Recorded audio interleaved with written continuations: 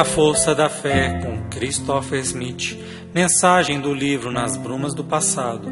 Psicofonia recebida pela médium Shirlene Soares Campos, no Núcleo Servos Maria de Nazaré. Interpretada por Ronaldo Ferreira. Música executada pelo violonista Ranieri Guimarães.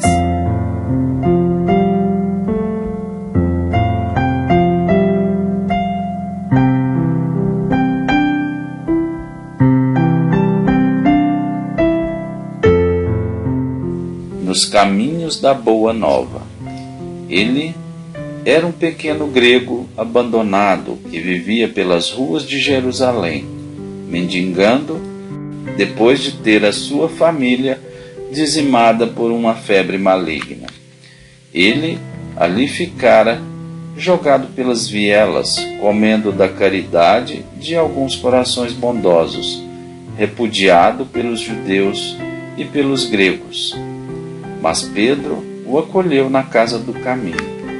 O acolheu e ele passou então a buscar com uma pequena carroça que eles haviam feito, que ele puxava com as mãos frágeis, mas que pouco a pouco iam ficando musculosas através do trabalho. Ele pegava aquilo que doavam, comidas, frutas, lenha, o que fosse preciso. Um dia, esse jovenzinho, com seus 17 anos, trouxe a lenha, colocou no lugar e Pedro percebeu que ele chorava sem cessar. Pedro disse para ele: "Venha cá, diga-me, por que você chora tanto? Alguém o maltratou?"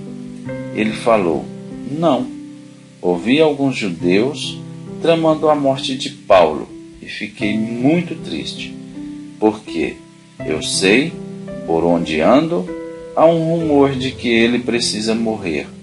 Uns dizem que ele enlouqueceu pelas letras, às quais ele se apegou. Outros dizem que ele deixou tudo para seguir o Nazareno, e o repudiam por isto. Mas muitos o temem o seu verbo, a sua coragem, a sua decisão. Ele não cede diante de nada, ele nada teme. Por temê-los, eles querem matá-lo. Eu sei que eles vão conseguir isto." Paulo estava passando algum tempo na casa do caminho, embora a permanente má vontade de Tiago, embora a competição de Pedro, principalmente por Paulo ter dito para Pedro: "Vocês querem que os gentios vivam como judeus. Como, se vocês, judeus, não vão viver como gentios?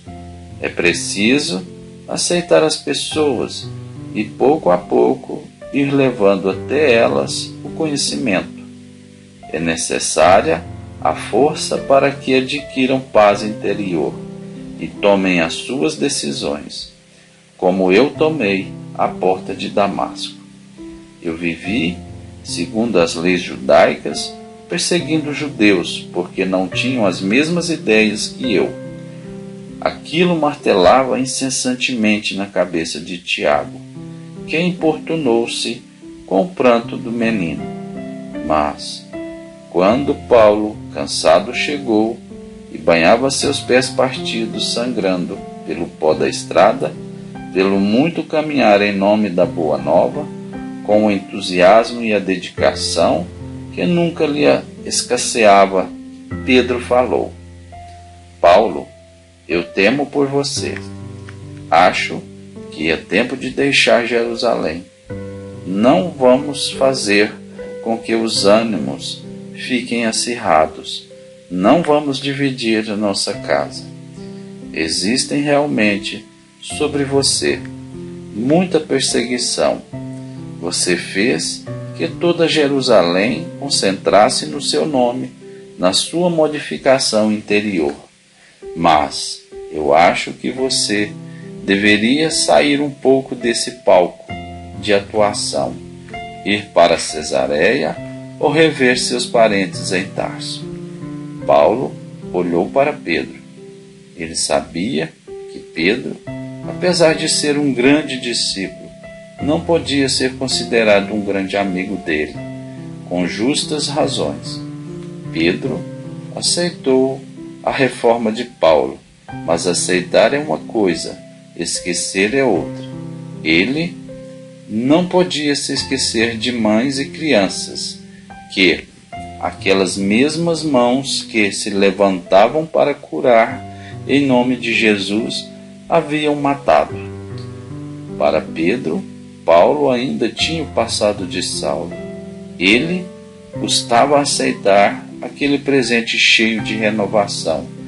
Ele insistia em ver Saulo, não aquele Paulo bondoso, amigo, honesto, capaz de grandes demonstrações de caridade e amor, capaz de grandes testemunhos de reforma interior. Havia ainda, em Pedro, a inferioridade do egoísmo e do ciúme. Paulo, olhando para ele, pensou: estou trazendo, realmente, grandes inquietações. Levantando a cabeça, falou com Pedro: amanhã mesmo sigo em direção a Cesareia, não para me salvar de qualquer testemunho diante de Jesus. Eu carrego a minha cruz, eu quero carregar a cruz do Cristo em meus ombros e em minha alma, mas não quero impor a vocês uma cruz que vocês ainda não estão preparados para carregar. Para não estimular mais ainda a ira dos judeus e dos fariseus sobre a casa do caminho, eu parto ao alvorecer. E partiu. Paulo, depois de receber de Barnabé um grande abraço, foi sozinho. Quando ele sozinho observava o vento que soprava e pensava: Deus é o vento. Quando olhava o chão inóspito, ele pensava: esse chão foi feito por Deus. Eu sou a imagem de Deus.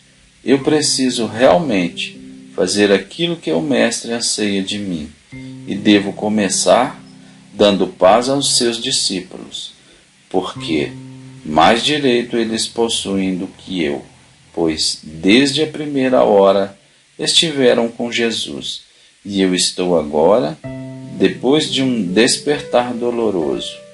Eu não precisava ter cometido tantos crimes, bastava ter tido coragem, realmente, de procurar a verdade de maneira mais profunda.